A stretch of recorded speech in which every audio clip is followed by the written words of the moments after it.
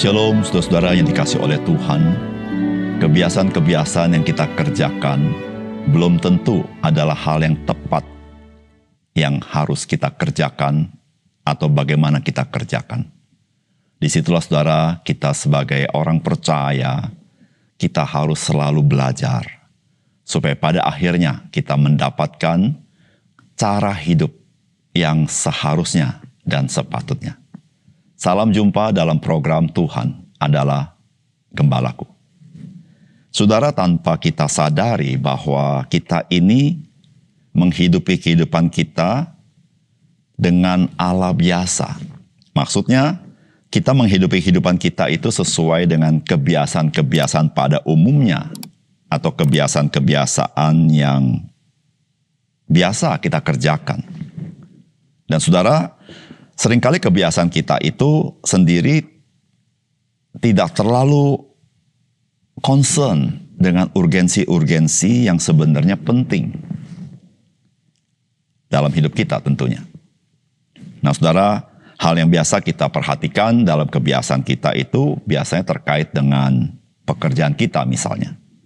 Atau saudara, yang lebih kita perhatikan terkait dengan prestasi-prestasi apa yang dikerjakan. Namun yang seringkali kita lupakan itu adalah menginvestasikan kehidupan di dalam Tuhan bagi keluarga kita. Ataupun bagi orang-orang yang dekat dengan kita. Menginvestasikan kehidupan di dalam Tuhan haruslah dilakukan oleh kita dengan sengaja. Karena memang untuk melakukan hal-hal yang benar dan baik, itu perlu kesungguhan hati. Jika kita tidak melakukannya, maka tidak heran. Kehidupan kita sebagai orang percaya tidak memberikan pengaruh rohani bagi keluarga kita atau bagi orang-orang yang dekat dengan kita. Saudara, mari kita membaca Hakim-Hakim pasal 2, ayat 6 sampai 15. Setelah Yosua melepas bangsa itu pergi, maka pergilah orang Israel itu masing-masing ke milik pusakanya untuk memiliki negeri itu. Dan bangsa itu beribadah kepada Tuhan sepanjang zaman Yosua dan sepanjang zaman para tua-tua yang hidup lebih lama daripada Yosua. Dan yang telah melihat segenap perbuatan yang besar yang dilakukan Tuhan bagi orang Israel. Dan Yosua bin Nun, hamba Tuhan itu, mati pada umur 110 tahun. Ia dikuburkan di daerah milik pusakanya di Timnat Heres di pegunungan Efraim di sebelah utara Gunung Gaas. Setelah seluruh angkatan itu dikumpulkan kepada nenek moyangnya, bangkitlah sesudah mereka itu angkatan yang lain, yang tidak mengenal Tuhan, ataupun perbuatan yang dilakukannya bagi orang Israel. Lalu orang Israel melakukan apa yang jahat di mata Tuhan, dan mereka beribadah kepada para Baal.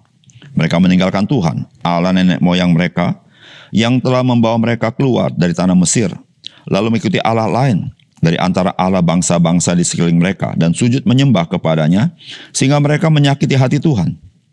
Demikianlah mereka meninggalkan Tuhan dan beribadah kepada Baal dan para Ashtoret.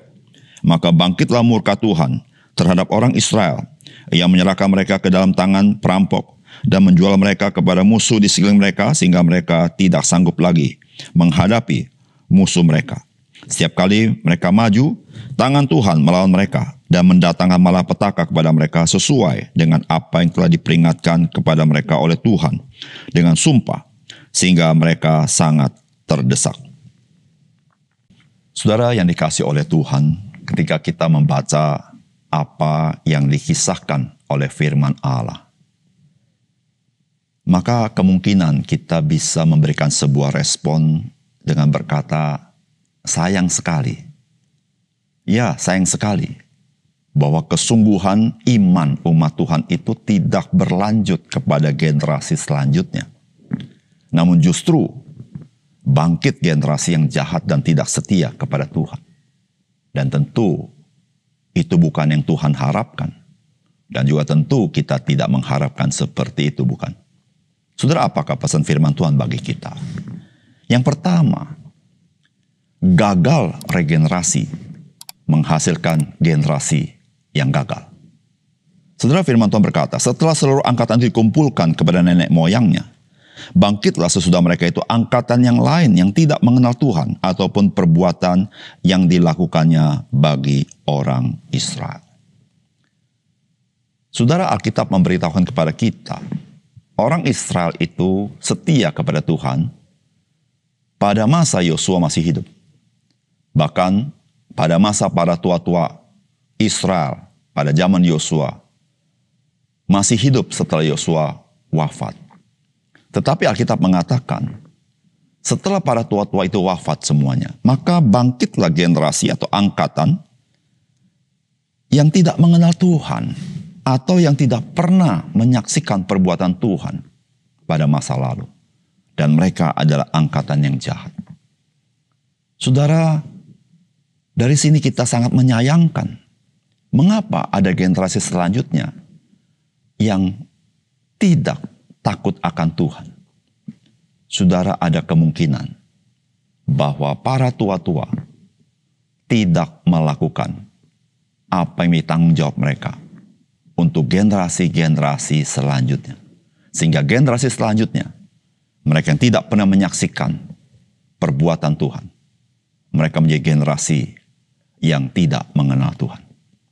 Saudara yang dikasihi oleh Tuhan, sebagai orang percaya hari ini, saudara, kita bisa jatuh ke dalam lubang yang sama daripada tua-tua orang Israel pada zaman Yosua.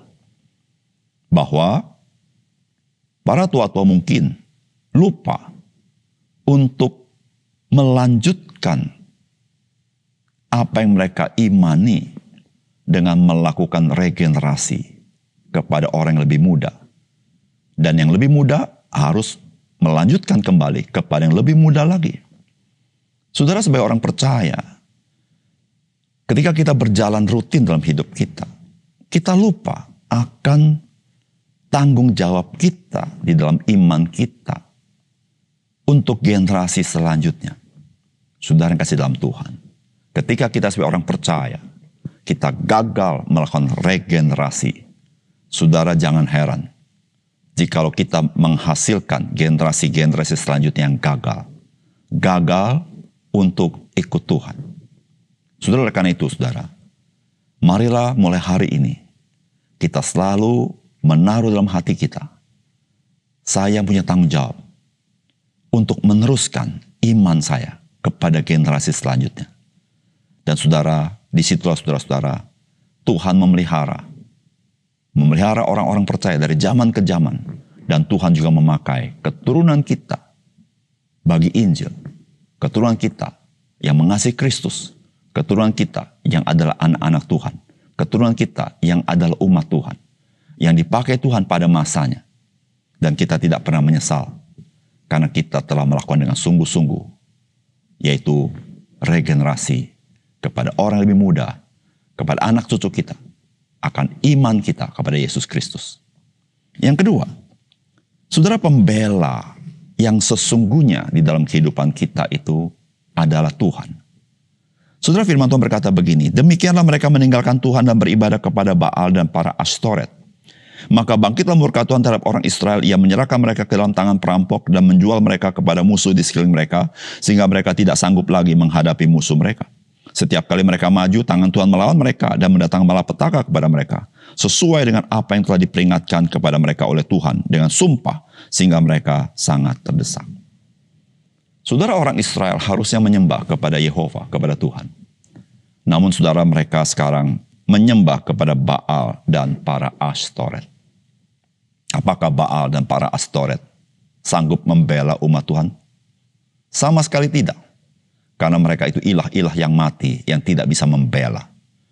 Disitulah saudara-saudara, umat Tuhan mulai jatuh ke dalam tangan perampok. Dan kita berkata Tuhan yang murka itu menyerahkan mereka. Dan Baal dan para Astoret tidak berdaya. Karena memang hanya Tuhan yang berkuasa. Saudara, dari bagian ini Tuhan ingin mengingatkan umat Tuhan. Bahwa siapa sesungguhnya yang berkuasa. Siapa sesungguhnya yang membela umatnya. Saudara, pembela umatnya adalah Tuhan itu sendiri. Saudara, orang Israel, dia terkesima dengan kebiasaan bangsa-bangsa lain yang mempunyai ilah-ilah. Dan itu adalah kepalsuan yang tidak dapat menolong, tidak dapat membebaskan, dan tidak dapat membela karena dia ilah yang mati. Saudara yang dikasih oleh Tuhan, dalam hidup kita sebagai orang Kristen hari ini, kita bisa terkecoh dengan hal-hal yang mungkin membuat kita terkesima, mungkin membuat kita suka dengan sesuatu yang kita pikir itu bisa membuat kita untung. Tapi kita lupa, saudara, bahwa pembela yang sesungguhnya dalam hidup kita hanya Tuhan kita Yesus Kristus. Tidak ada yang lain. Saudara, kepada Dia sajalah, saudara, sebetulnya kita menaruh hidup kita. Dan Tuhan berkata, segala kuasa di sorga dan di bumi berada di dalam tangannya. Dan saudara, Dia adalah Tuhan yang menciptakan segala sesuatu. Dia adalah juru selamat kita, dan satu kali Dia akan datang sebagai hakim bagi segala sesuatu. Dan tidak ada yang bisa lepas daripada penghakimannya.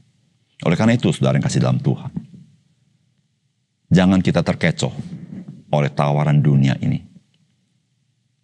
Ingatlah, juru selamat kita hanya satu-satunya, yaitu Yesus Kristus. Dia yang telah mati bagi kita. Dia yang telah bangkit. Dan Dia yang telah naik ke surga, duduk bertahta di sorga. Dan Dia menjadi juru syafaat kita. Dan saudara, mari kita menaruh hidup kita hanya kepada Dia. Mari kita berdoa. Bapa surga, terima kasih untuk firman Tuhan. Biarlah Tuhan memberkati firman-Mu dan menolong kami sehingga kami senantiasa menyadari betapa Tuhan mengasihi kami. Betapa Tuhan sudah menebus kami. Tuhan tolong kami supaya kami hidup menyenangkan hati Tuhan. Terima kasih Tuhan. Dalam nama Tuhan Yesus kami berdoa. Amin.